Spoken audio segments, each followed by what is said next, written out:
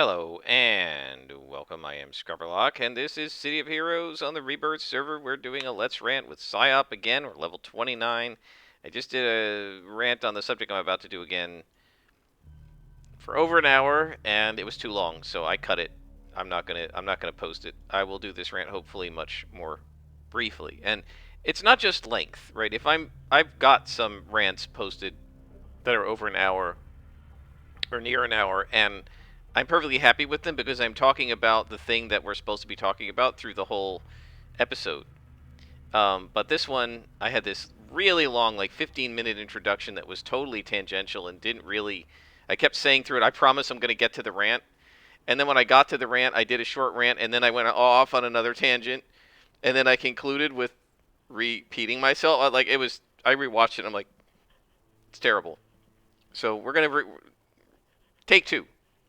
Um, So today, this rant is going to be about the DM and the players and being excited to play the game.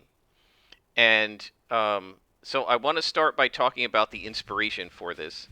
I'm in the unofficial Savage Worlds Discord, and I want to do a little shout out to Kievar because he blundered in there to do something totally else.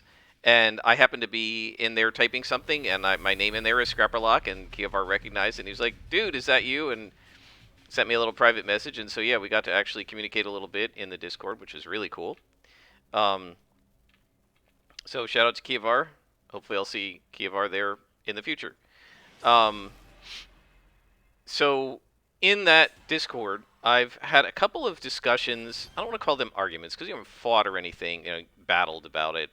But we've had some disagreements, and I've had some discussions with a guy there who um, his philosophy seems to be that whatever the players want, the game master should do to make them happy.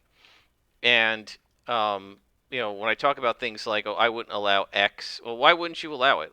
Right? This is the person who said, "Oh, if I had a player who wanted to play Kobold in Deadlands, I would just allow it. What's the big deal? Like, why are you stopping them? If that's what's fun for them, let them have fun." And of course, as I've explained, my reason for saying no to something like that is I don't like gonzo worlds, and I don't want my world to be weird like that. To me, that breaks the fiction of the world. Look for 6 crates. Okay, and we can't let this one guy escape. So the question is, where is he? Because if we go the wrong way, we might just have to try to find him.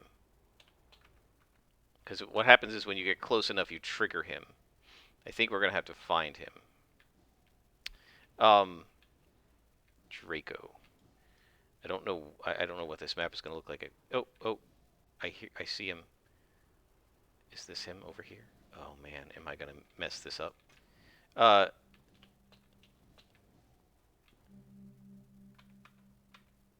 So I'm not sure if he'll aggro or whatever. I'm not sure if he'll aggro. Sorry, I'm distracted here. I'm not sure if he'll aggro or whatever if I'm cloaked. I just don't know how he does it. Don't know how it's programmed. Okay, doesn't seem to be down here, which means he's going to be up in the straight area, north of here. So anyway, this person definitely seems to be of the opinion that whatever the players want, the GM should provide it so that they have fun. And it's very admirable to want to give your players fun, and I do too. And if you're not making it enjoyable for the players, they will stop playing the game, and that's a given, right? And we know that that's true, and so there's no discussion there. There's no debate about that. However, the game master also needs to have fun. I've said this before, and if what the players are demanding to do or asking to do isn't fun for the game master, there he is. If it isn't fun for the game master, then the game master is probably not going to want to run the game, right? And so, yeah, we had to aggro this guy just to make sure he doesn't run away, or we'll lose the mission. So it's not just about fun, though. It's also about excitement. And so what I want to do now is talk about what makes a game exciting, both for the player and for the game master. and how what you really want is to be excited about your game, whether you're the player or the game master, because that's what makes you want to come back to each session and makes you want to keep, doing the work if you're the game master. So I want to go back to something Matt Colville said a long time ago. I was watching, I think it was a live stream of his, and he was answering questions from his viewers. They were typing them into the chat. And over the course of the conversation, I guess, his audience had asked him about different games other than D&D and when he plays them. And he mostly runs D&D, he said, but he's played lots of games. And I guess he was asked something along the lines of what decides for you whether you're willing to try a game you've never played or play a game that's not D&D. And what he said was, and this is a great answer, he said it depends on the GM. And then he explained that over the many, many years that he's been playing role-playing games, one of the things that he's found is that as a game master, right, what matters is excitement. I hear a glowy. Did I miss one? So what he explained was that he's been in a lot of games where the GM maybe wasn't that excited to run the game, and then he's been in a lot of games where the GM was excited to run the game. And what he said is, in his experience, if the game master is super excited to run the game for you, you will have fun. It doesn't matter what the game is. It doesn't matter what the setting is. It doesn't matter what the house rules are. If the game master is excited about running the game for you, you will have a good time. And if the game master is not excited about running the game for you, if the game master is bored with it, or if the game master doesn't have time for it, or if they're just not enjoying it, or whatever, if they're not excited about it, then you won't have a fun time. Because whether you enjoy a game or not is based much more on whether the GM is into it and enthusiastic about it than anything else. An enthusiastic, excited GM who's really into the game he's running will give you a good time because you will feed on that excitement. And also that GM will be enthusiastic enough that they're going to prep. They're going to be constantly working on it. They're going to be into it, right? And so you're never going to get, oh, I can't run tonight. I didn't prep enough, because they're always prepped because they're excited. They're doing prep even when they don't have to. They're working on parts of the world you're never going to see because they're just so excited. And so his advice was, if you have a game master who is excited to run a game for you, that is a game you want to play. And worry about the world, the setting, the system secondarily, because what matters is the GM's excitement. And I personally experienced this, right? I'm playing in the temporary campaign I'm in right now with one of my former players who doesn't have time to GM long term, but he said I'll just do it temporarily until my best friend takes over long term. He said he started out saying we're going to run in Exandria, right? He's a big fan of Critical Role. Well, I'm not a fan of Critical Role. And I'm especially not a fan of the world of Exandria. I don't like it at all. I don't like Wildemount. Now, it doesn't really matter why, right? And I'm not here to critique Matt Mercer. I personally... Oh, wait, we're getting ambushed. I personally don't like this world, and I normally would not be excited to play in it as a player. However, when he was telling us what he was going to do, he was excited. As soon as we said, yes, that's what we'll do, he was like, cool, and he made a campaign in D&D and D&D Beyond that we could all join. And he asked me to add stuff to our Discord so that he could post house rules and setting information and background stuff. And he posted like the character creation rules. And whoops, I don't need this. And he was into it. He was excited about it, right? And that made me... I did the wrong thing here. I was supposed to be doing a mission. Teleport, not Ouroboros. That made me interested in it. I'm never going to love that world. It's not my first choice. But his excitement was infectious, and I'm having a great time playing in the campaign because he's excited to run it. And he's super into it, and he's happy like the whole session, because he's enjoying running it, right? He's cheerful, he's positive, and he's doing cool stuff. And he's doing that because he's excited to run the game. This is Matt Colville's advice. You want to be in a game where the GM is excited to run the game. And so now, what does this have to do with the beginning of this discussion where I was talking about, well, should we let the player just do whatever they want, even if it's something that the GM doesn't want? Well, the answer is maybe not, because if what the player's asking to do is going to make me not be excited to run the game, then that's a problem. Now, it's really easy to say, well, so what? There's a kobold in Deadlands. That shouldn't stop you from being excited to run Deadlands. But if it ruins the feel for me, if it ruins the atmosphere for me because are you on a story arc? If it ruins the atmosphere for me because it's not appropriate to have kobolds in Deadlands, then that could make me less excited to run the game. And then you're not going to have as much fun. Imagine if I had said to the GM who was so excited to run Critical Role because he's a big Critical Role fan, I hate that world, could you please run in a different world, and made him run in the Forgotten Realms. Well, he might not be as excited to do that. And then the game might not be as fun, right? Because I'm making him do something that he's not excited about.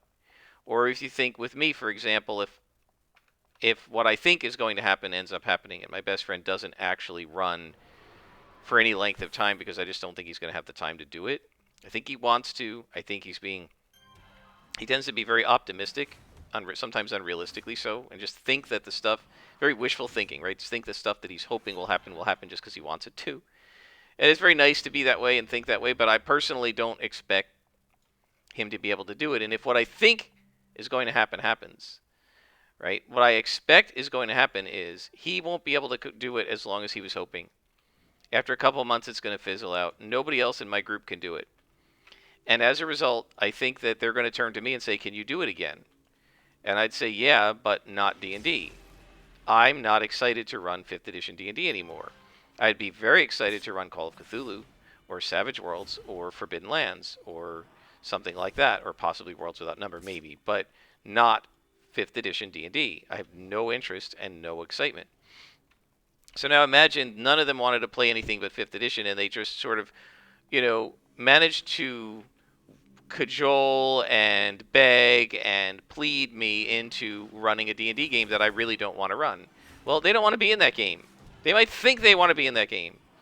But Matt Colville's point is you don't want to be in that game because I'm not excited to run it.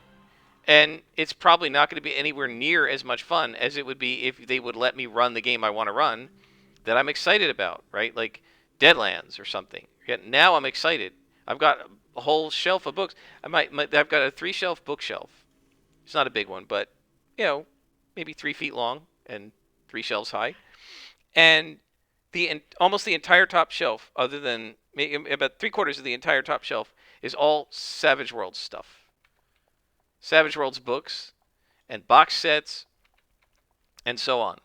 Right? Think about all the money that I've spent on Savage Worlds with all those box sets and all those books.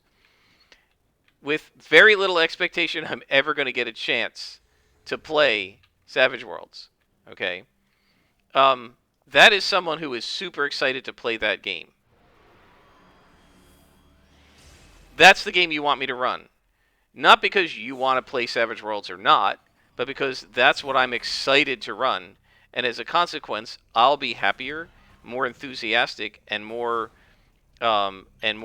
interested in running that game, and I will do a better job, right? And so you want the GM to be excited about the game. And so as a player, I think it's actually really important to make sure we don't do things that are going to dampen the game master's excitement and make the game master unenthusiastic about running the game, because then you're not going to have a good game. And even as a stalker, I end up having these stupid shields come out. At least I should be able to one-shot it. So now that doesn't mean that as a player you should be like, oh, it's okay for me to be miserable. And that's not what I'm saying. And if my players are going to be miserable playing anything other than 5th edition D&D, I don't want to make them play a game that they don't like.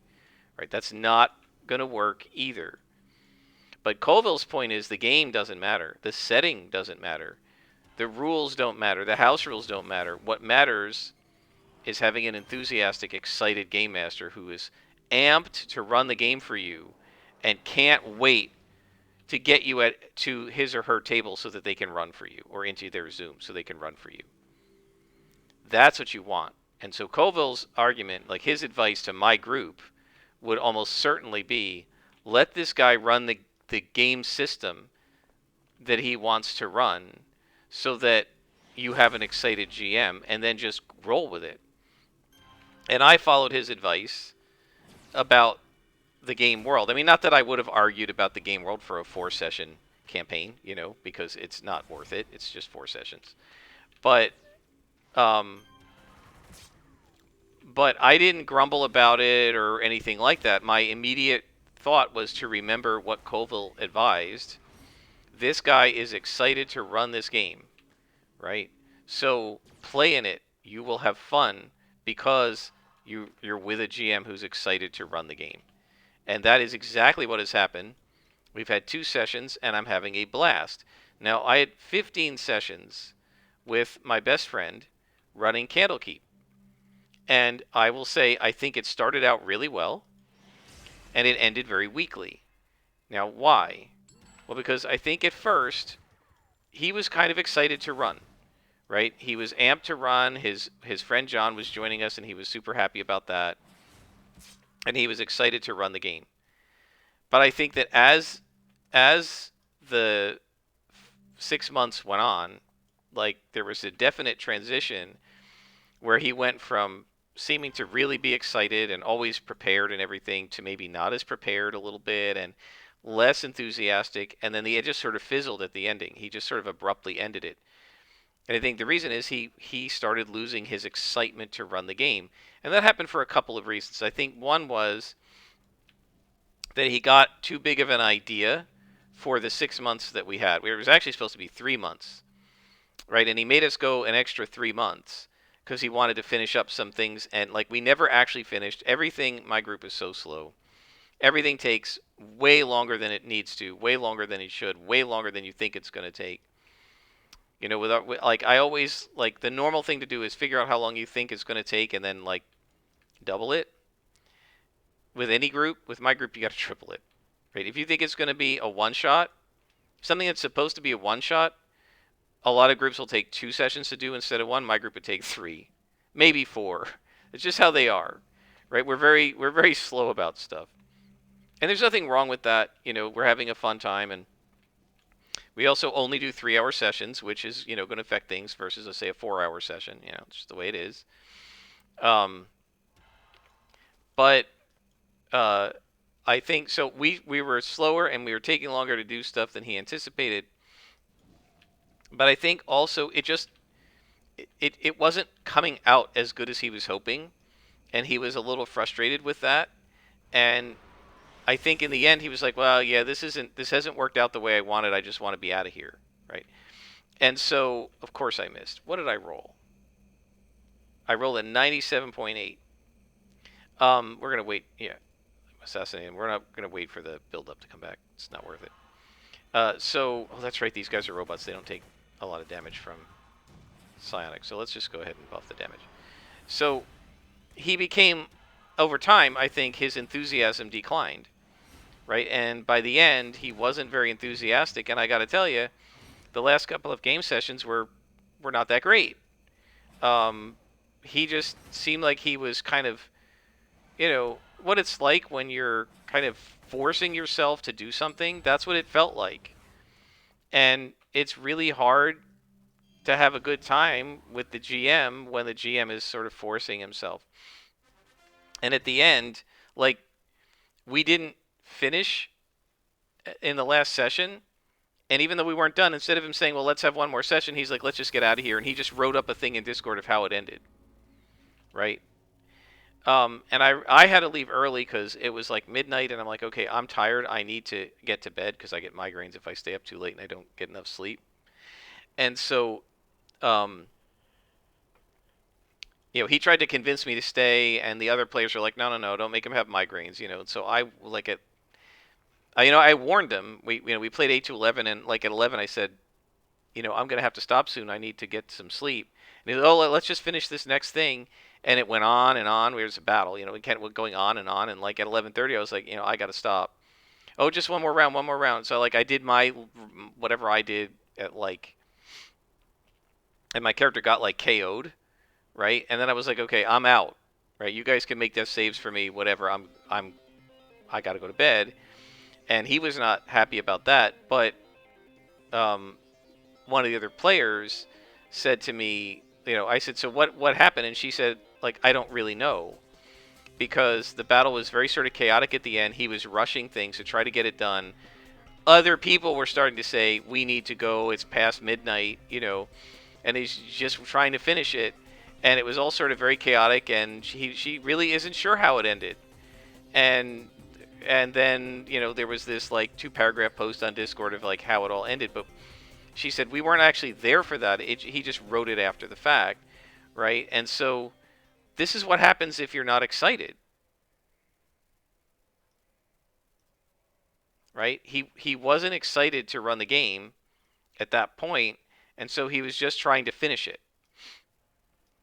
And so that's why I'm saying, like, we were playing D&D. Everybody wanted to play. We were in the Forgotten Realms. I would rather play that um, than Wildmount, not by much.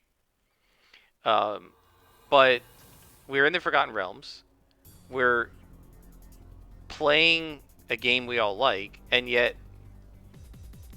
I think even my best friend would admit that the last couple of sessions nobody was really having very much fun, which is why he was like, let's just go back to Rome, because he knew that people were having more fun in Rome, and so was he, right? So that's an example of somebody who wasn't, and now he wasn't like that. A couple months earlier, I said we should be going back to Rome because that's what we had agreed to do, and he's like, no, no, no, no, let's stay in Candlekeep. I have some more stuff I want to do. Right now, the real thing he was trying to do was get us all to spend more time with his friend John, so that we would get John to join the group, and John would want to join us, which in the end didn't happen. John decided he didn't want to join us for Rome, and I don't to this day know why. But also, he was still excited to run in September or whatever when we talked about this. But then in December, he was trying to rush us through getting it finished, right? He was trying to get it done. Some of it is he bit off more than he could chew. He made too big of a story that couldn't get done in the allotted time. But some of it was he was becoming less excited, eventually not excited, to run his game. And that's not a situation you want. This is what Colville is talking about. You want your GM to be excited to run your game. And if he's not, or she's not, you're not going to have a good game. And so I think it's important as a GM to make sure that you're excited about the game that you're going to be running. And I don't mean the game system, yes, but also the campaign and how it works and everything about it. You need to be excited. You need to be enthusiastic. You need to be like unable to put the map maker down, or unable to put the word processor down, or whatever it is that you're using to build your world, unable to put Dungeon Draft or Wonder Draft down. I've got to get dinner, but let me draw one more room. That's how you should feel as a GM about the world you're building or the adventures you're building. If you don't feel that way, you're never going to get the maps done, and you're not going to be able to give your players an enjoyable experience. And as a player, that's how you want your GM to feel. So as a GM, you want to be excited, and as a player, you want to make sure you're not doing things that reduce the excitement of the GM. Yes, your happiness is important as a player, and if the GM is doing stuff that you hate, you're probably not going to be able to enjoy it at all. But Colville's advice is really to be flexible about the game system and the setting and the house rules, because those things matter very little compared to having a GM who's psyched, who's amped, who's enthusiastic, who's interested in giving you the game experience that they're trying to give you. If your GM is totally into it and really loving it, they're going to be able to give you a good game experience. Doesn't matter what the system is. Who just teleported? we got a rescue. Oh, these are the guys who... this is General Z, I think. No? Yeah. Alright, so what we're going to do here is I'm going to rescue these guys last. We're going to go through here and kill everybody first. And then I'll rescue those guys. So we got one guy on the first floor. And I'm going to kill everybody in the way of these guys. Right? The idea is you just kill everybody in the way, and then we can lead them out without them getting, like, aggroing. So there's a second one. That's 2 people. You just need to find the third guy.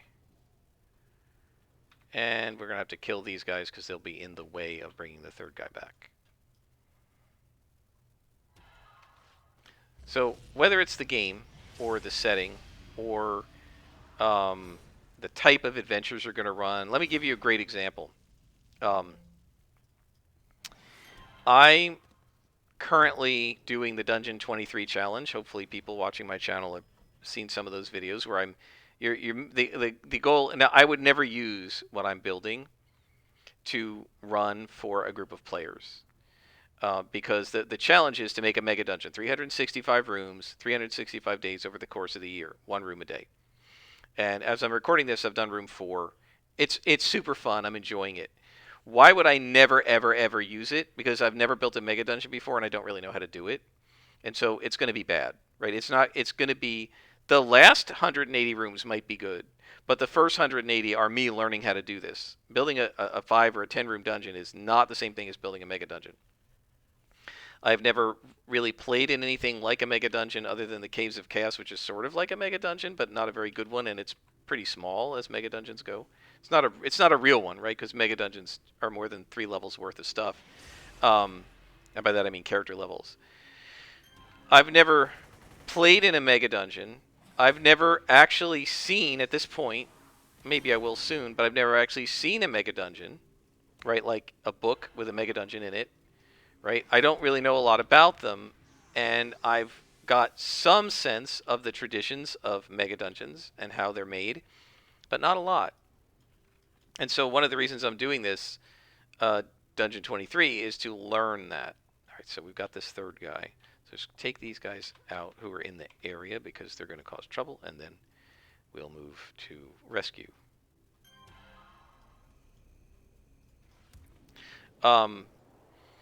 So I'm doing this for practice, right? But I've also, as I was doing some, because I always do research on stuff, as I was looking up on YouTube how to build mega dungeons and what makes them good and all that kind of stuff, right? I came across reviews of a number of really cool looking published mega dungeons. One's called Stonehell, one's called Barrow Maze. The same guy who made Barrow Maze made like 3 others, I think Highfell, and I can't remember the names of the other 2. You can look them up. They're on Drive-Thru RPG. They're not that expensive. I mean, somewhat, but they're huge. Then there was another one that somebody pointed me to that I saw. Someone pointed people to on a Reddit or something about mega dungeons. It's 5 books on Drive-Thru RPG. It's 2,000 encounters, over 2,000 encounters. I can't remember how many levels and rooms. It's insane, the size of this thing, right? And as I'm looking up and reading up on these things, I'm really interested in the idea of mega dungeons, and I would be very excited to either play in or run a mega dungeon. Now, I don't know if any of my other players would be all that interested in it, right? I actually mentioned the idea to my best friend. I said, I was telling him about this Dungeon 23, and I said there were some really cool mega dungeons out there, and he said, give me some links, and I gave him the links to Barrow Maze and Highfell, I think. And told him, this person's made, a number of other mega dungeons. He's made 4, and I think the rumor is he's got 2 more coming. Yow, I don't know how he does it. And I was telling him about some of the other ones, and I said these things really look cool and fun. And he said, it's interesting. I don't know what he thinks of them. I can tell you it's almost certain he's not going to try to run a mega dungeon, right? That's just not his cup of tea. He wants to run something more story based, although you can have lots of story stuff with mega dungeons. But But my point is, like, if he said, "Oh, I'm excited to run a Megadungeon," that that's something that, you know, if the players in our group are smart, they should say, "Let's do it." And I would be all over. Great. Let's play together. Let's do it. And so, a Mega Dungeon might not be your first choice, but if you have somebody who's like super excited to run a Mega Dungeon for you, and they've spent the money on buying Barrow Maze and they're like really into it and everything, why wouldn't you give it a chance, right? Because if they're excited to run it, you're gonna probably have fun, right? And if my Dungeon 23 dungeon turned out to be okay, turned out to be good, and I liked it when I was finished with it, and I was excited to run it, yeah, that would be something you'd want me to run for you because I'm excited to do it.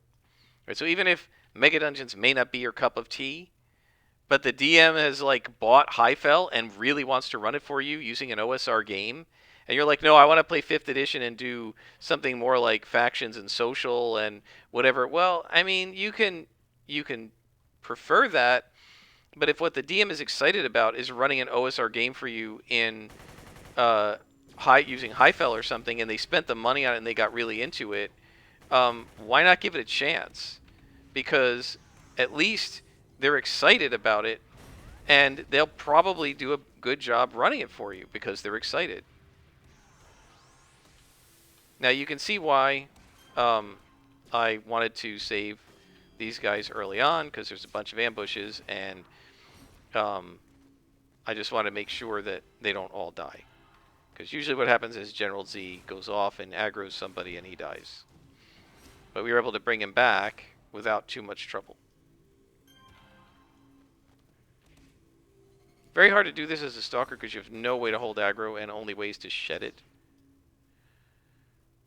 But we're pretty close. We just have to go out the corner here. And this way. So, as a player, it's really easy to think the GM is supposed to cater to you, and that in order for you to have fun, the GM should be making his world and running his game the way you like. Running the game you want, running in the setting you want, running the type of game you want. But in reality, I think you're much better off letting the GM who's excited about the game run the game they want for you, the way they want, in the world they want, with all of the setting rules and house rules that they like. Because if they do that, then the odds are very high that they will be excited to run the game for you. They'll be enthusiastic, they'll be amped, they'll be hyped to run this game for you. And an amped, excited GM is going to give you an amazing experience that you will never be able to replicate by forcing the GM to cater to you in ways that ruin the experience for the GM but make you have fun, right? Or even not ruin the experience, but just lessen the excitement of the GM but make you have fun, right? So like my best friend, several times he said to me, what kinds of things are you looking at in a setting? And I've kind of said to him, let's just do what you want, right? Oh, but I want to make you happy. Yeah, but do what you want, right? Because you'll be excited and then I'll enjoy it. Right? A great example, I was just talking to my colleague from work who got me back into D&D in the first place, and he's working on building like a homebrew Forbidden Lands world that he has no sense of when he's ever going to have time to run it, but he's working on it anyway, right? So if he ever gets a chance, if he ever says to me, would you like to play in it? I'm not even going to ask him anything. I'm like, I'm there. Because he's so excited that he spent the money on the game, he bought the box set, the dice, and everything else. He's got the map of the world. He bought all of the Foundry modules for it, and he's using the Foundry modules to do his world building and learn how to run Foundry, right?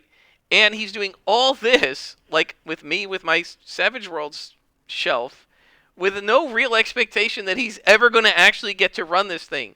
But he's so excited to build it that he's doing it gratis anyway, right?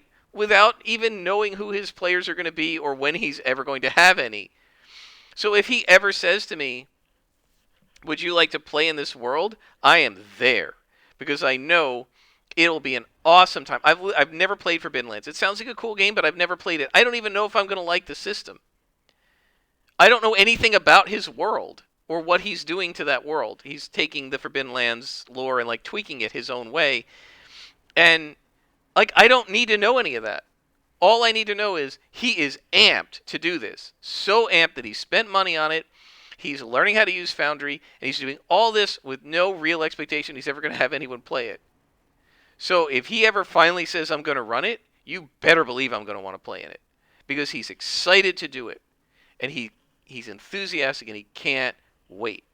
So that will be a good game. I don't need to know what the Forbidden Lands rules are. I have the rules. I haven't read them yet. I'm not reading that stuff. Do you know why I'm not reading it, most of it? Because I don't want spoilers, because I'm hoping someday I'll play in his world. As soon as I saw how excited this guy was to build this world, I was like, well, I hope someday I get a chance to play in it. So I'm not going to read the GM stuff because I don't want spoilers. Right? So this is what I mean about the excitement of the GM. If the GM is really hyped to give you a fun time and to run this game, do whatever the GM wants. So whatever my best friend decides to do. I like low magic worlds. I don't really like high magic worlds. If he says I'm doing high magic in Eberron, we're going to have artificers and warforged. Okay, that's certainly not my taste. But if he's super excited to run it, I know that if I can just swallow that taste and just deal with that, that I will have an awesome experience because he's excited to run the game. And it will be fun.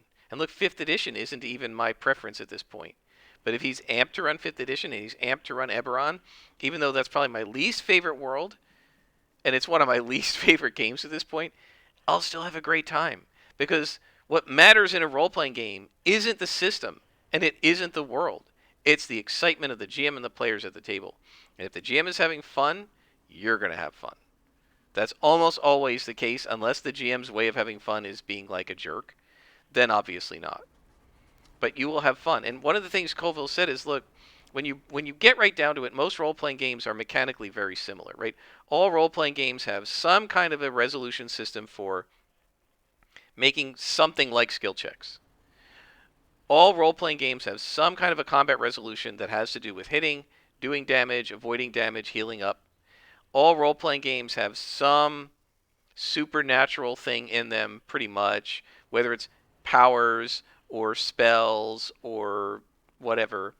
All role-playing games have some kind of rules for doing something like dramatic tasks or skill challenges or whatever. And so what you end up with really is just the details, right? Whether you're rolling a 20-sided dice, or in Savage Worlds a D12 and a D6 and taking the highest number, or in Call of Cthulhu percentile dice, you're still making a skill check. And you can still play your character pretty much however you want to play your character in any one of these games. And so mostly what you're doing in any game, the vast majority of minutes in a session, in 3-hour, 880-minute session, like 150 of those minutes are not making die rolls under the mechanics. They're talking back and forth between the GM and the player and interacting with the world that the GM has created and with the other players. And so if the GM's excited to create that world and the other players are excited to be in it, you can have fun no matter what the system is, and you can have fun no matter what the setting is. And so that's why I would urge people to be very careful about giving the GM parameters for what would make you happy. It's fine to do that, right? And I would ask my players that. Are there things that would make you miserable, right? If my best friend says anything that's low magic is going to make me miserable, well, then let's not play in a fantasy world. Maybe if we do a different world, you'll be okay with the superpowers for champions or something, because it's different from magic. And I can be happy too. So I'm not saying you want to make yourself miserable, and there might be some things you absolutely hate. But I do urge players to be open-minded about whatever the GM wants to do, and rather than what this guy on Savage Worlds Discord was saying, where, go ahead and change everything to suit what the players want. Well, if the GM has a vision for their world and a vision for the game and a game system they want to play, and they're excited to do it, rather than trying to stomp on it and say, no, I don't want to do that, ask yourself if it might be worth trying it, because an excited, happy, enthusiastic, amped up, hyped up, uh, raring to go GM is going to give you an awesome experience, and there's nothing like it in the world. And I can tell you that, like, for my Candlekeep game, there was a huge difference between the first couple sessions, which were a little awkward for us because the player characters didn't know each other, and everybody was sort of used to playing their other characters, so it was a little bit awkward. And we had a new guy in the group. It was a little bit awkward, but those were good sessions. I enjoyed them. And then as the time went on, and I think my best friend's excitement and enthusiasm for running started to decline, the sessions became less enjoyable. Now, they were never bad, right? They went from awesome to maybe a little below average, maybe average, right? But they certainly weren't at the level that they started the first few sessions where he was so enthusiastic, right? His enthusiasm waned. And the current game we're in, which is 2 sessions in, the Candlekeep game, not sorry, the Critical Role game, that one is awesome. And that GM is super interested and excited and amped, right? He's hyped to run the game. And so, I mean, we're playing again on Saturday, and I can't wait because I know it's going to be fun. And how do I know it's going to be fun? Because he is into it. And so even though it's in a world I don't like, and like even the character I just sort of randomly rolled up, he's a throwaway character, I just randomly rolled him up, but I'm enjoying playing him, right? Because the GM is excited and he's made the world fun to play in, even though it's not my favorite world. And he's the scenario we're in, the adventure we're in, is interesting, and it's cool. And he's like, the NPCs are fun to play around, to role play with, and it's an interesting situation. It's a great adventure. It's pretty short. It's self-contained. He did a really good job. Like, I'm looking at it going, wow, this is a really good job of making this a self-contained adventure where we're not going to bleed out into other stuff and it's going to get messy. And then one of the problems that my best friend had with Candlekeep was he tried to make it seem too much like a normal campaign when it was supposed to be a self-contained one, and we spilled out over into stuff that wasn't, like, he didn't make it self-contained enough, and we were kind of, it went all over the place. And I think he got frustrated with that, and that damaged his enthusiasm. So as a GM, you want to be excited and enthusiastic and really gung-ho about your world. And as a player, you just want your GM to be gung-ho. And if your GM can be gung-ho about it, I would say try to be open-minded, because you'll have a great experience.